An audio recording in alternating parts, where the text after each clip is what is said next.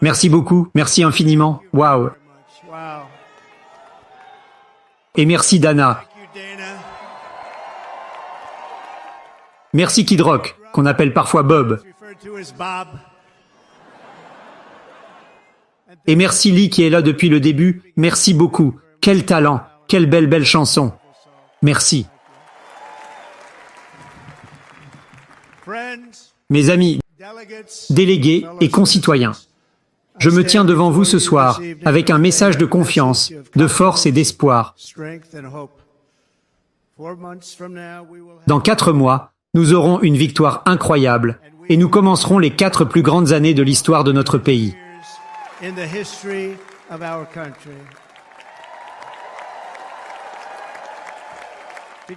Ensemble, nous lancerons une nouvelle ère de sécurité, de prospérité et de liberté pour les citoyens de toute race, religion, couleur et croyance. La discorde et la division dans notre société doivent disparaître. Nous devons nous en débarrasser rapidement car, en tant qu'Américains, nous sommes liés par un destin unique et un destin commun. Nous nous élèverons ensemble ou nous nous effondrerons. Je me présente pour être président pour toute l'Amérique, pas la moitié de l'Amérique, parce qu'il n'y a pas de victoire à gagner si c'est seulement pour la moitié.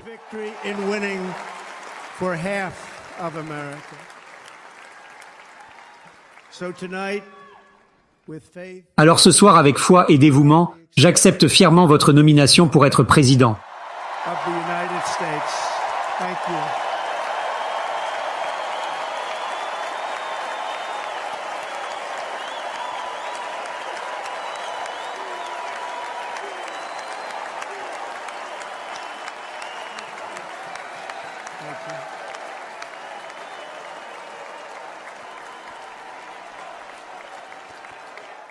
Merci, merci beaucoup.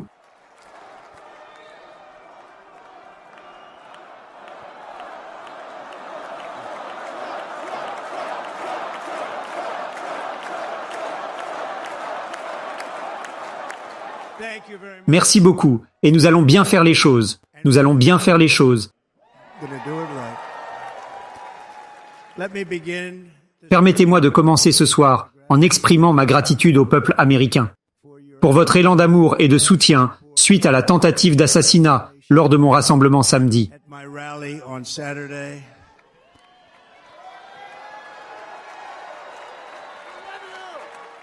Comme vous le savez déjà, la balle de l'assassin est passée à 1/4 de pouce de me prendre la vie. Beaucoup de gens m'ont demandé ce qui s'est passé. Ils voulaient que je leur raconte exactement l'histoire.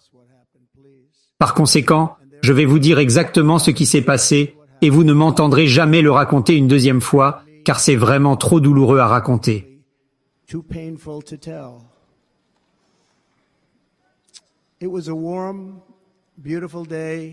C'était une belle journée chaude et en début de soirée à Butler Township, dans le grand Commonwealth de Pennsylvanie. La musique était forte et la campagne se passait très bien. Je suis monté sur scène et la foule m'acclamait sauvagement. Tout le monde était heureux. J'ai commencé à parler avec vigueur et joyeusement, parce que je parlais du formidable travail que mon administration a fait sur l'immigration à la frontière sud. Nous en sommes très fiers.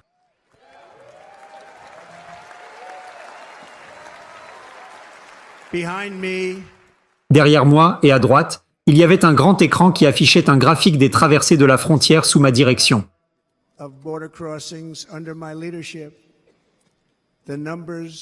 Les chiffres étaient absolument incroyables et pour voir le graphique, j'ai commencé à tourner à droite et j'ai alors fait une petite rotation et je suis très chanceux de l'avoir fait.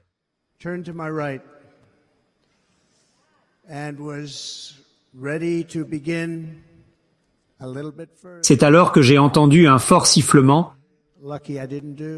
et senti quelque chose me frapper très très fort sur mon oreille droite.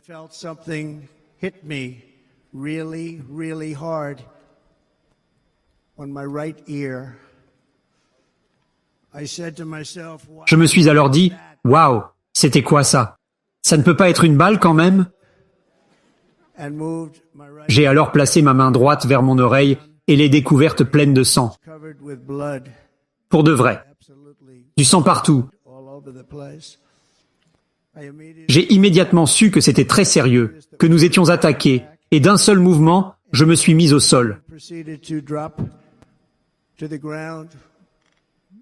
Les balles continuaient de voler alors que de très courageux agents des services secrets se précipitaient sur la scène. Et ils ont vraiment fait ça. Ils se sont précipités sur la scène.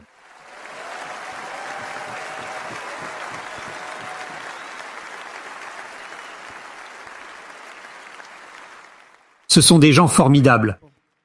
C'était un grand risque, je vous le dis. Et ils ont sauté sur moi pour que je sois protégé. Il y avait du sang partout. Et pourtant, d'une certaine manière, je me sentais très en sécurité, car j'avais Dieu de mon côté. Je le sentais.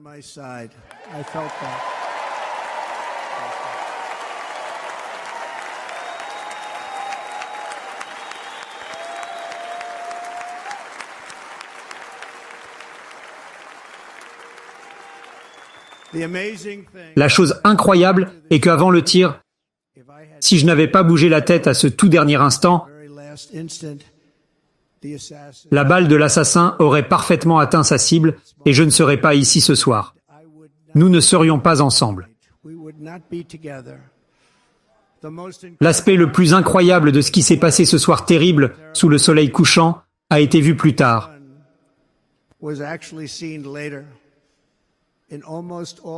Vous savez, dans presque tous les cas, quand une seule balle est tirée, et là nous avions beaucoup de balles qui étaient tirées, les foules courent vers les sorties et se précipitent. Mais pas dans ce cas. C'est très inhabituel.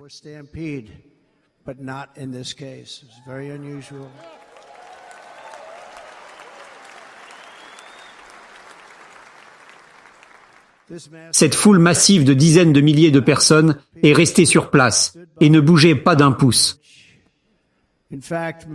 En fait, beaucoup d'entre eux se sont courageusement, mais automatiquement levés pour chercher où pourrait être le sniper. Ils savaient immédiatement que c'était un sniper et ont commencé à le pointer du doigt. Vous pouvez le voir si vous regardez le groupe derrière moi. Ce n'était qu'un petit groupe comparé à ceux qui étaient devant. Personne n'a couru et personne ne s'est piétiné. De nombreuses vies ont été sauvées grâce à ça. Mais ce n'est pas la raison pour laquelle les gens n'ont pas bougé. La raison est qu'ils savaient que j'étais en très grave danger. Ils l'ont vu. Ils m'ont vu tomber. Ils ont vu le sang et ont pensé que j'étais mort. La plupart des gens ont vu que c'était un coup à la tête. Ils ont vu le sang. Et laissez-moi vous donner une anecdote intéressante. Les oreilles sont la partie du corps qui saigne le plus. Si quelque chose arrive aux oreilles, elles saignent plus que toute autre partie du corps. Pour une raison quelconque, les médecins m'ont dit cela lorsque je leur ai demandé pourquoi il y avait autant de sang. Ils m'ont dit que les oreilles saignent le plus. Voilà mon anecdote. Mais cette foule, ils ne voulaient pas me laisser. Ils savaient que j'étais en danger. Ils ne voulaient pas me laisser. Et vous pouvez voir cet amour écrit sur tout leur visage. Des gens incroyables. Ils sont incroyables. Les balles volaient au-dessus de nous. Pourtant, je me sentais serein. Mais à cet instant, les agents des services secrets se mettaient en danger. Ils étaient dangereusement à découvert. Les balles volaient juste au-dessus d'eux, les manquant de très peu, et puis tout s'est arrêté. Notre sniper de service secret, d'une distance beaucoup plus grande, et avec seulement une seule balle, a pris la vie de l'assassin, l'a éliminé.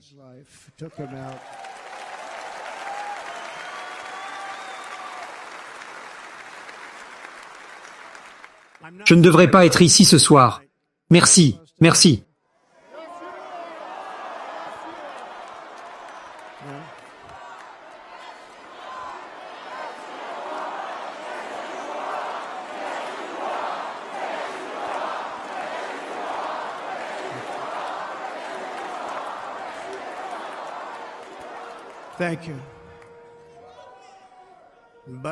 Et je vous le dis, je me tiens devant vous, dans cette arène, uniquement par la grâce de Dieu Tout-Puissant.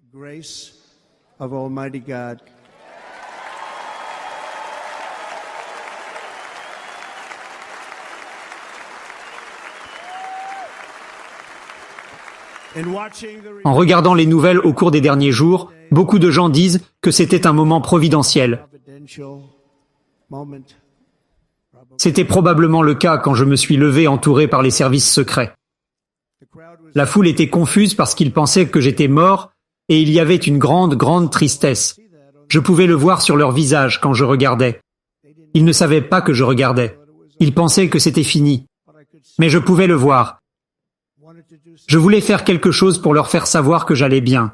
J'ai levé mon bras droit, regardé les milliers et milliers de personnes qui attendaient un signe, et j'ai alors crié « Fight, fight, fight ».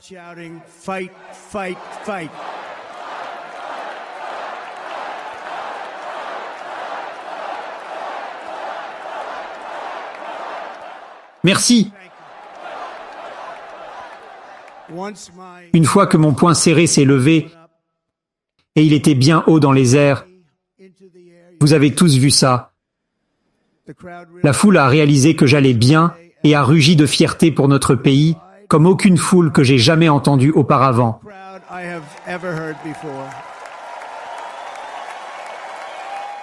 Je n'ai jamais vu quelque chose comme ça. Pour le reste de ma vie, je serai reconnaissant pour l'amour montré par cette immense foule de patriotes qui se tenait courageusement ce soir fatidique en Pennsylvanie. Tragiquement, le tireur a pris la vie d'un de nos concitoyens, Corey Comparator. Une personne incroyable. Tout le monde me le dit. Incroyable. D'autres ont été gravement blessés. Ce sont deux autres grands guerriers. Je leur ai parlé aujourd'hui. David Dutch et James Copenhagen. Deux personnes formidables. J'ai également parlé aux trois familles de ces personnes formidables. Notre amour et nos prières sont avec elles et le seront toujours. Nous ne les oublierons jamais. Ils sont venus pour un grand rassemblement. Ils étaient de sérieux Trumpistes. Je veux vous dire qu'ils étaient de sérieux Trumpistes. Mais Corey, malheureusement, nous devons utiliser le passé, était incroyable. Il était un ancien chef des pompiers, très respecté par tout le monde, accompagné de sa femme Hélène. Une femme incroyable. Je lui ai parlé aujourd'hui, et de ses deux précieuses filles. Il a perdu sa vie en se sacrifiant pour les protéger des balles volantes. Il s'est mis par-dessus elles et a été touché. Quel homme formidable c'était!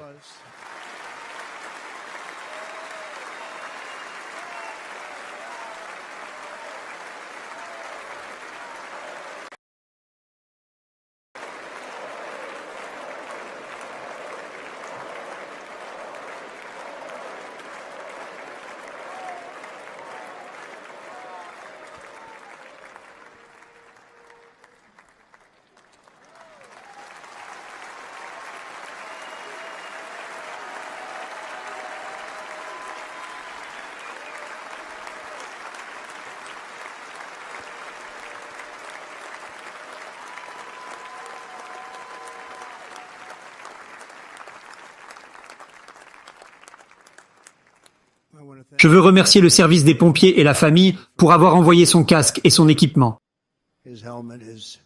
C'est quelque chose. Et ils vont en faire quelque chose de très spécial. Nous avons fait quelque chose pour eux, mais ça n'enlève rien à leur peine. Mais je suis très fier de dire qu'au cours des derniers jours, nous avons récolté 6,3 millions de dollars.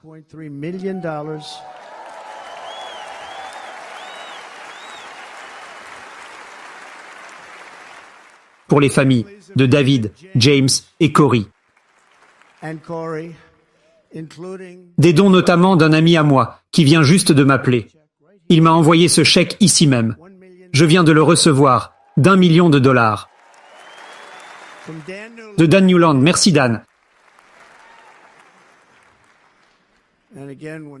Et pour revenir à la famille, je leur ai dit que je leur enverrai beaucoup d'argent. mais cela ne peut pas compenser leurs pertes. Ils m'ont tous dit qu'ils appréciaient ce que je faisais, mais rien ne peut remplacer la vie de Corey et des deux autres. D'ailleurs, ceux qui ont été très très gravement blessés vont très bien maintenant. Ils vont s'en sortir.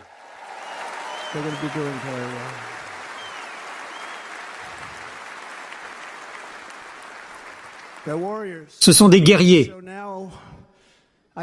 Donc maintenant, je demande que nous observions un moment de silence en l'honneur de notre ami Corey.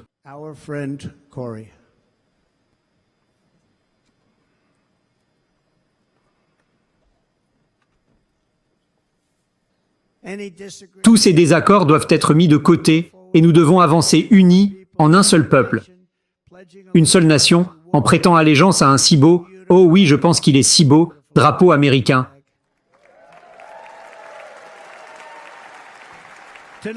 Ce soir, je demande votre engagement, votre soutien, et je demande humblement votre vote. Votre vote. Nous allons rendre notre pays great again. Chaque jour, je m'efforcerai d'honorer la confiance que vous m'avez accordée, et je ne vous laisserai jamais tomber.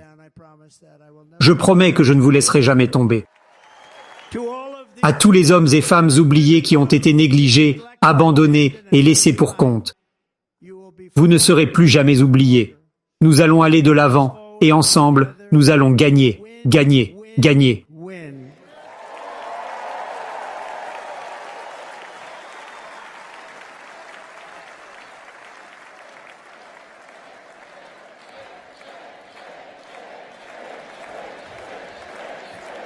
Win, win, win, win, win, win.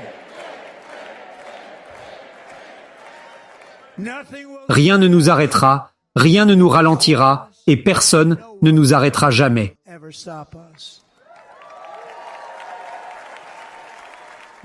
Peu importe les dangers qui se présentent à nous, peu importe les obstacles sur notre chemin, nous continuerons à avancer vers notre destin commun et glorieux, et nous ne faillirons pas. Nous ne faillirons pas. Ensemble, nous sauverons ce pays. Nous restaurerons la République et nous inaugurerons les riches et merveilleux lendemains que notre peuple mérite vraiment. L'avenir de l'Amérique sera plus grand, meilleur, plus audacieux, plus lumineux, plus heureux, plus fort, plus libre, plus grand et plus uni que jamais.